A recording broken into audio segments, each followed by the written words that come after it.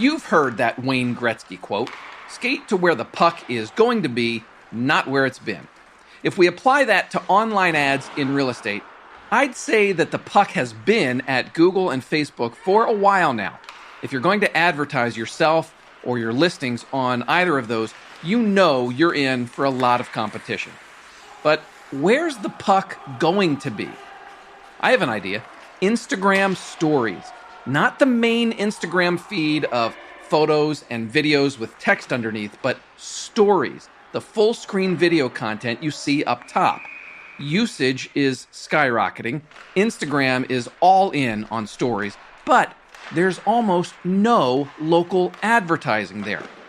Today, we are talking to an Instagram story ads expert who says this is a huge opportunity for real estate agents. And she's going to show you how to take advantage of it before anyone else in your market. So grab your marketing person and let's skate to where the puck is going. This is The Walkthrough.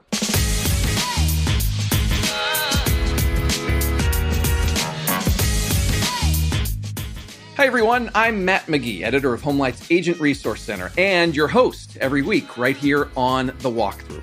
On this show, you'll learn what's working right now from the best real estate agents and industry experts in the country. At HomeLight, we believe in real estate agents. That's why we created The Walkthrough. We're on a journey to find out how great real estate agents grow their business, stand out from the crowd, and become irreplaceable. You can get involved in the show in a couple different ways. Number one, leave me a voicemail at 415-322-3328, or you can send an email to walkthrough@homelight.com. If I told you that there's a super popular place online where you can advertise your business and your listings without spending a lot of money and without a lot of other realtors doing the same, you'd be all over it, right? Well, that's Instagram Stories. I just opened up Instagram Stories, and here's what I saw. Stories from about 20 friends with an ad mixed in maybe every 3 or 4 stories. And all the advertisers were big national brands. HBO, Nordic Track, Masterclass, stuff like that. Where are all the local advertisers? Where are all the real estate agents? You guys, that's what opportunity looks like. My guest today is Susan Winograd, a digital marketing veteran of almost 20 years. Today is actually her first day on the job doing paid media with a company called Nextiva. Before this new gig, she worked with some of the top marketing agencies in the country. She has helped clients ranging from local businesses all the way up to the Fortune 100. She's a regular speaker at big events like Social Media Marketing World. She does training for Social Media Examiner. I could go on and on and on. But here's the thing. About a year or so ago, I watched Susan start to study Instagram story ads like nobody else's business. And she has really become the top expert around on this subject. So on today's show, I asked Susan, what's the opportunity for real estate agents with Instagram story ads? What should the ads look like? Good news, they don't have to be super polished. And is it really possible to sell a home or find leads this way? Susan has created a downloadable worksheet for walkthrough listeners to help you get more engagement on Instagram, and that in turn makes your advertising more effective.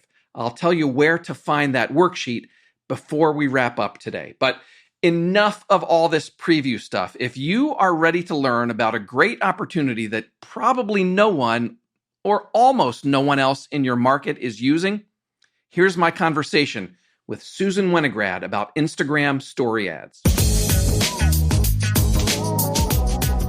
I am a latecomer to Instagram stories, Susan. I, for the longest time, out of stubbornness, just avoided them altogether. I did too. Don't feel bad.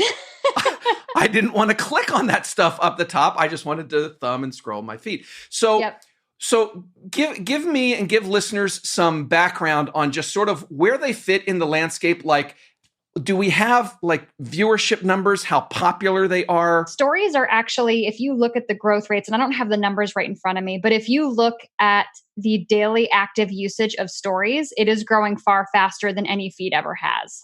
So it is one of the fastest growing formats for social media. And interestingly, Snapchat was the one that started it. They were the ones that actually started the story format, and then Instagram took it and just kind of blew it up. And now it's really what it's known for. Quick interruption. I also didn't have any numbers handy when Susan and I spoke. I was hoping that Facebook would share something on its July 30th earnings call, but that didn't happen. So the most recent official number is that Instagram Stories has 500 million daily users. 500 million. Now that number is about 18 months old, so you can bet it's actually higher than that now. All right, let's get back to the conversation. I'm curious to know what your experience is when you are looking through Instagram stories, because here's mine. I will start swiping through and see, friends, yourself, others as well, and watch their stories. And when I see an ad, it's usually from a large brand, right? It's a Toyota or a Reese's or so, like, I don't know how much targeting is going on, but for me, it's always these, big national stuff. I almost never see a local advertiser in stories. Yeah. And so when I think of that, I'm like, okay, my gosh, if I'm a real estate agent and I want to start doing Instagram story ads, like that to me seems to scream opportunity. It does. And there's a reason. So one of the things that is nice about story ads is you will typically find that their cost is less than it is in the feed. And it's because of that lack of competition. So one of the reasons why I'm so bullish on story ads right now is because they are severely underutilized. But I don't think it's because they don't work. What I typically find in accounts that I take over is that they wound up disabling that as a placement. And when I ask why they're not showing their ads there, they're like, oh, well, they didn't work.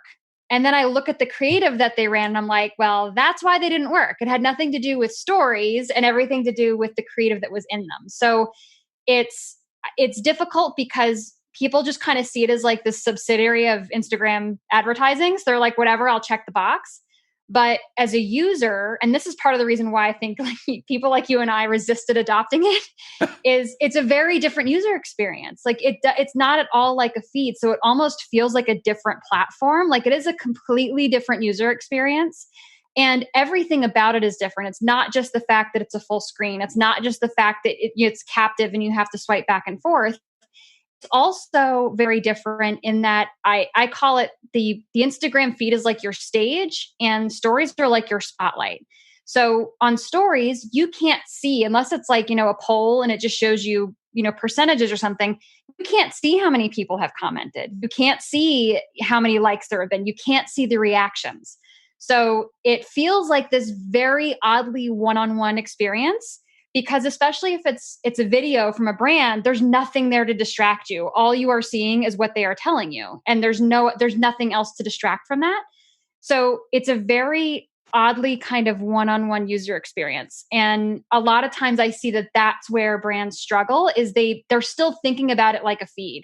So they're still trying to like kind of put, that messaging in there, or God forbid, they just let their feed creative run in stories, which looks terrible. If you've ever looked at what it does to a feed ad when it pops into stories, it's awful looking. Right. So a lot of times I'm finding that lack of competition is not because the placement doesn't work. Quite the contrary, it works great, but it's not something that creatives have figured out how to do very well yet, if that makes sense. So Instagram ads run out of your Facebook Ads Manager account. Correct. We just had our mutual friend Akvila DeFazio on last week talking about Facebook ads and talking about some of this.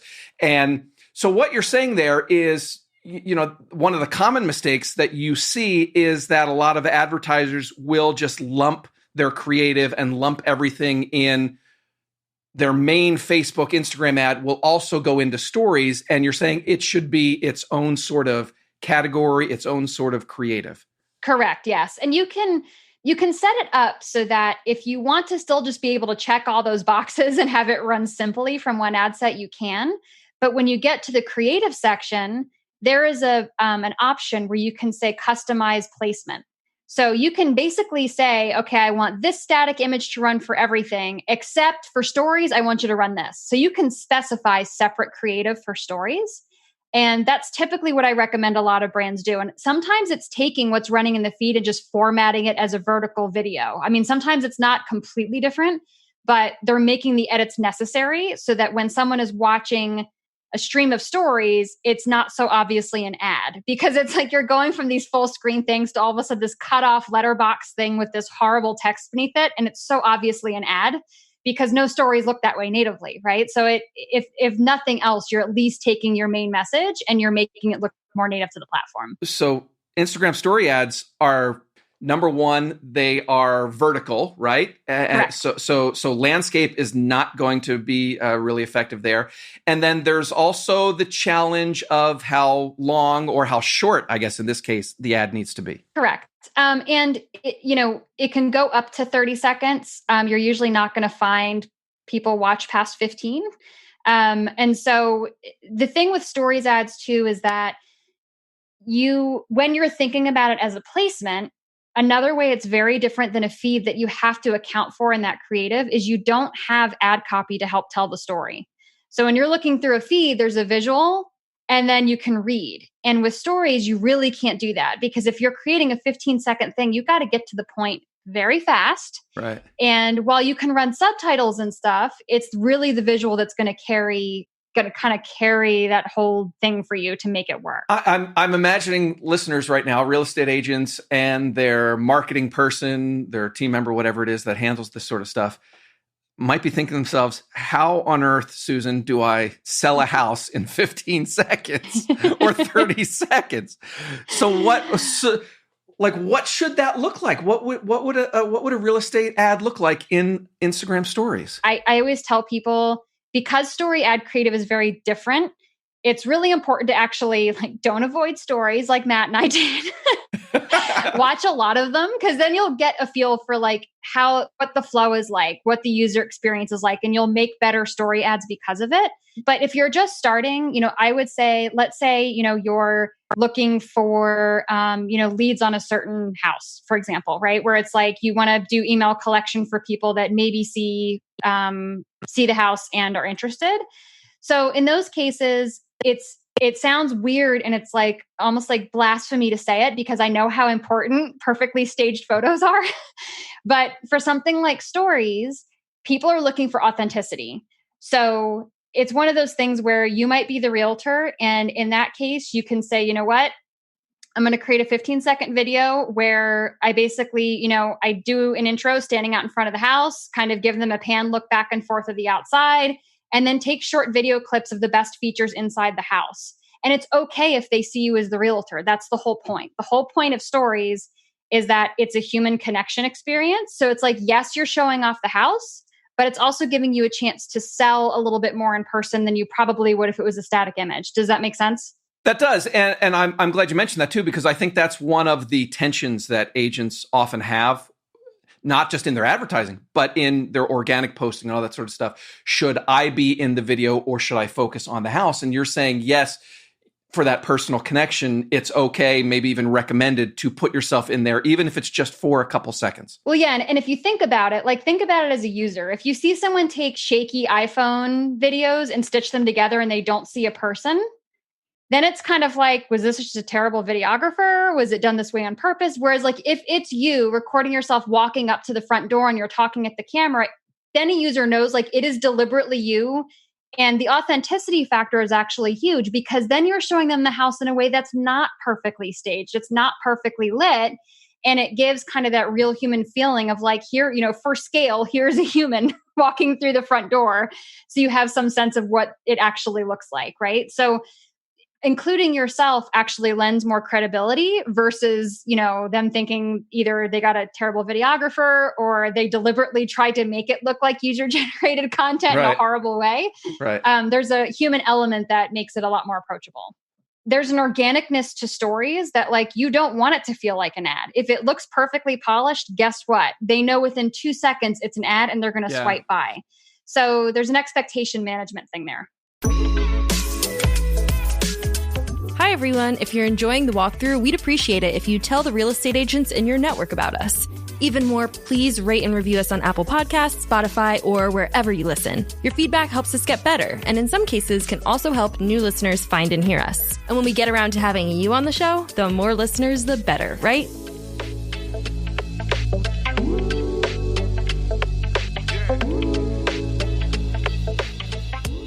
Another common type of ad that a real estate agent does is they're not specifically selling a house, but they're just trying to sell themselves, right? Yeah. So you want to advertise yourself. Hey, if you need to sell your home in, Topeka or wherever it is, hire me. Or if you need to find a home, hire me.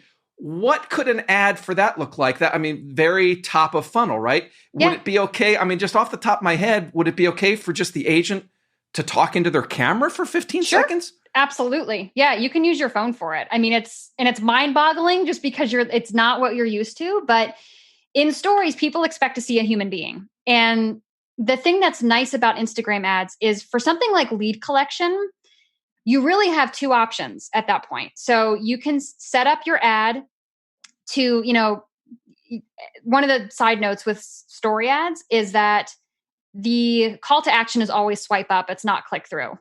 So in Instagram, organically, you don't get the swipe up feature on stories unless you have 10,000 followers. With an ad, you bypass that.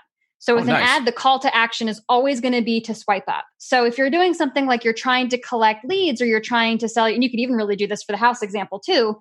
But when you set up story ads, you set them up with objectives like you would any other Facebook or Instagram objective. So when you do it, you can say, I want to have people click off to my website and drive them to an email capture form. Or one of the things I've actually seen be really effective is there is an option to run an ad that when the user swipes up, it will open up their Instagram DMs and it will open one to you.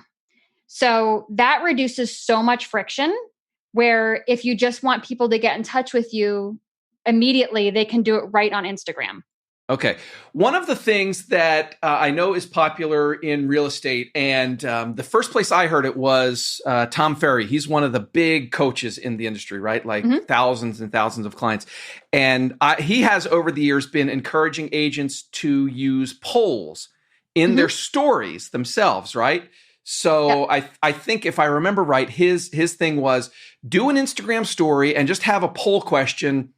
Are you living in your dream house? Yes or no?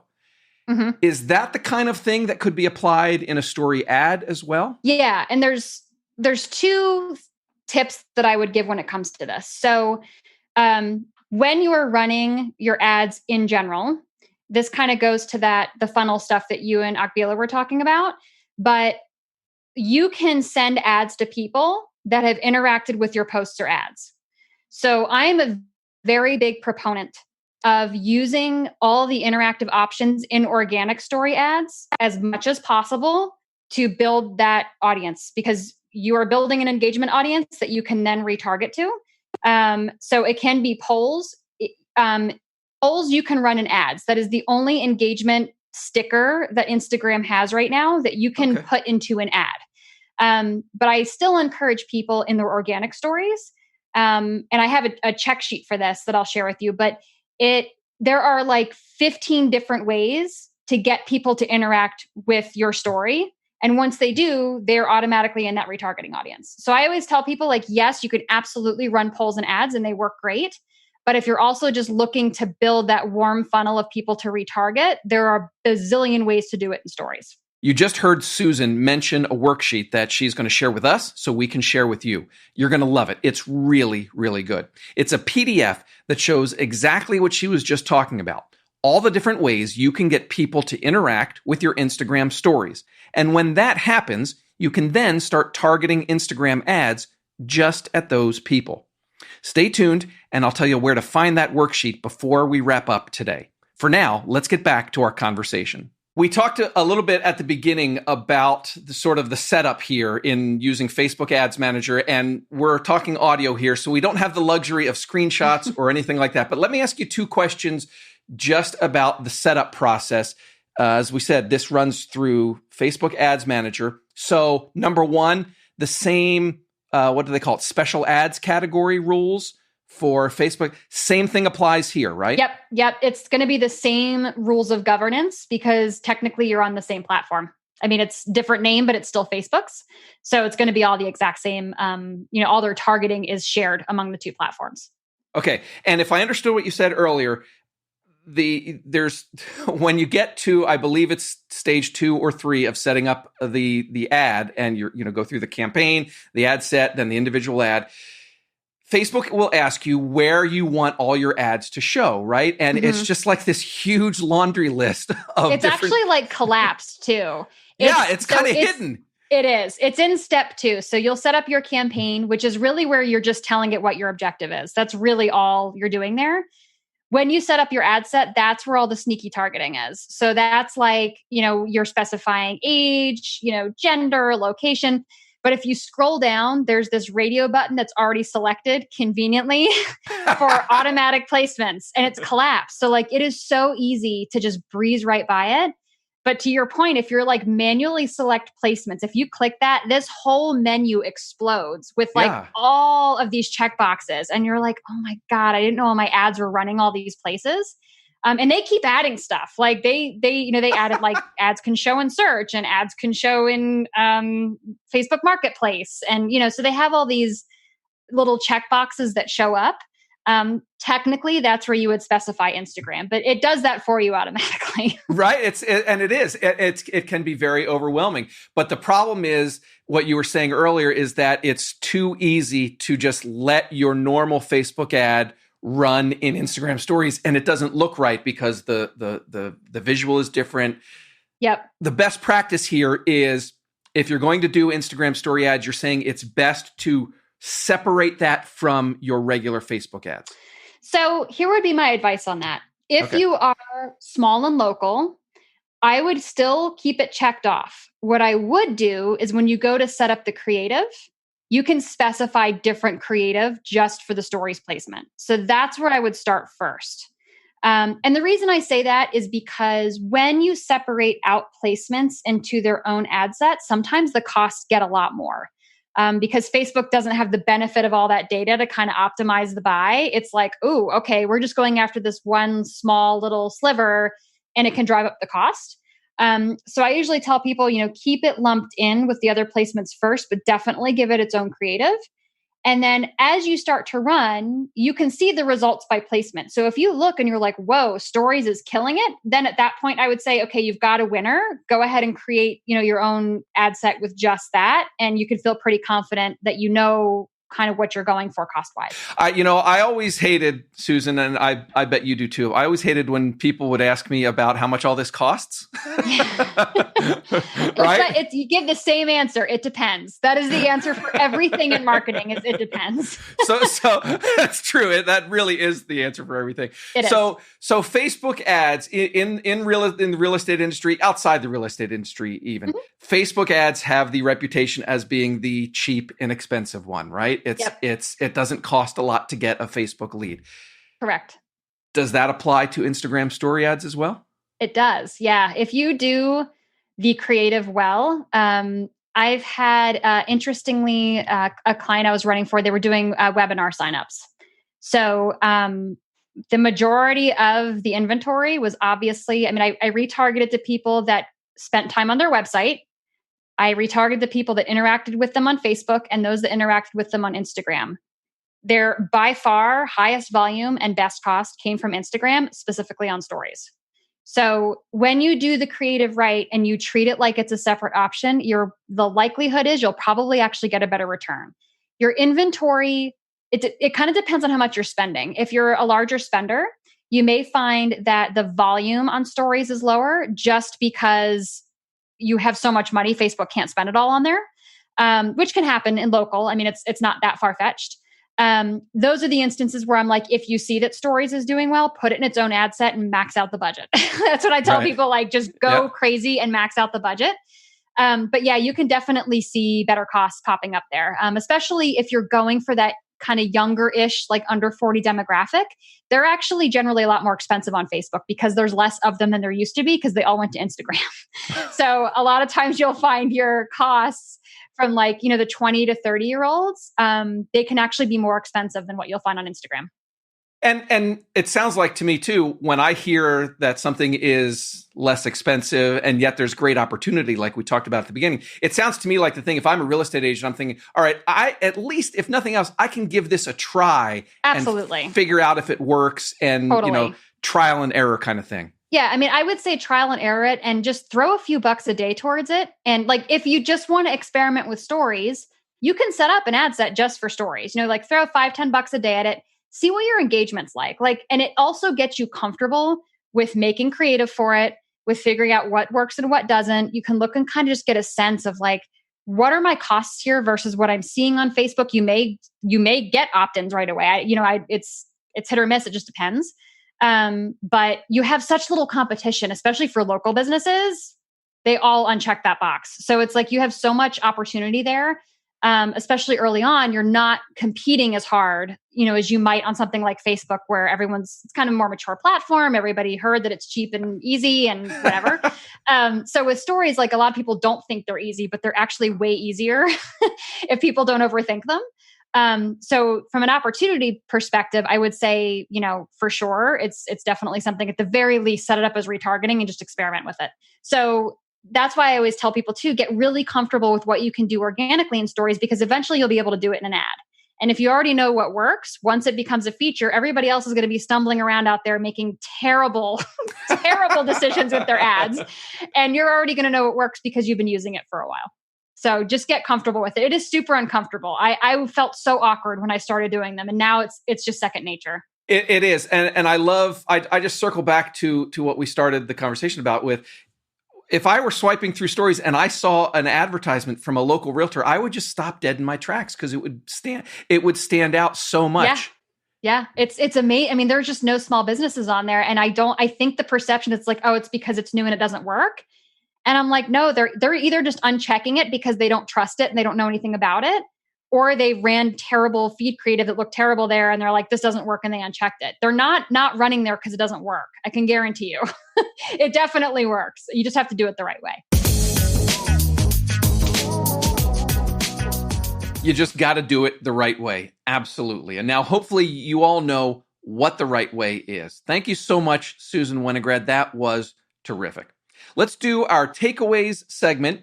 Then I'll let you know where to find Susan's worksheet, and then you can start skating to where the puck is going to be. All right? Takeaway number 1, Instagram story ads is a huge, wide open opportunity right now. There's not a lot of ads, and when they are, they're typically national brands. So if you want to stand out from the crowd, like I say in every episode, this is a great way to do it. Number 2, you can run these ads as part of your regular Facebook advertising or do them separately. But Susan suggests doing unique creative for story ads because it's such a different user experience. It's vertical video and there's no ad copy. Takeaway number 3, the good news is that your ad creative doesn't have to be super polished. In fact, Susan said you want the exact opposite. Be authentic. Put yourself in the ad, even if it's really briefly, and don't worry about perfect video composition and all that kind of stuff. Just be natural. Takeaway number 4, experiment. Susan said just spend, $5 or $10 a day on story ads. Make mistakes, learn from them, figure out what works, and then go all in on that. All right, I guess another takeaway too would be to take advantage of retargeting. And the free worksheet that Susan is offering listeners can help with that. It shows you all the different ways that you can get people to interact with your content in Instagram stories. And once they interact with you, you can target ads at those people. That worksheet will be available in the blog post for this episode on our website. I will link to it in the show notes. I'll also be sharing it in our new listener community on Facebook. And I've invited Susan to join that community so that she can answer your questions about Instagram story ads. Just go to Facebook and type Homelight Walkthrough into the search box. You should see it right away. The community is called Homelight Agent Community, the walkthrough. Whether you are a new listener or if you've been listening since we started, you should be in this group. In fact, if you want to get in touch with me, that group is a great way to do it. I'm in there every day. But of course, you can also leave me a voicemail anytime. The number is 415-322-3328, or you can send me an email. It's walkthrough@homelight.com. That's all for this week. Thanks so much to Susan Winograd for joining me, and thank you for listening. My name's Matt McGee. Remember, at Homelight, we believe in real estate agents. That's why we created the walkthrough. We're on a journey to find out how great real estate agents grow their business, stand out from the crowd, and become irreplaceable. Go out and safely sell some homes. We'll talk to you again next week. Bye-bye, everyone.